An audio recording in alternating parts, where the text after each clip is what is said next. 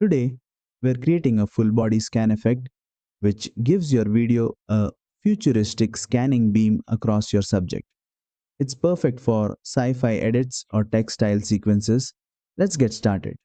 First, import your video into CapCut and tap the clip to select it. Now go to the effects button at the bottom. Next, open body effects since this effect automatically tracks your subject. Inside, scroll to the trending tab. Here, look for an effect called light dissolve. Tap on it to apply. You'll immediately see a glowing scan effect traveling across your character's body. It recognizes the shape of the person and creates a smooth dissolve animation. To refine the look, tap the effect again. Now you'll see several sliders you can adjust. Twist adds a swirling motion to the scan. Increase it for a more stylish, futuristic distortion.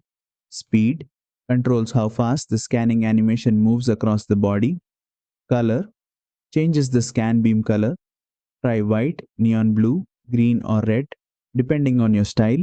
Glow adjusts how bright and intense the scanning light appears. Size controls how thick or thin the scan area looks. Wider size means a bigger scan zone. Experiment with these sliders to match your project's vibe.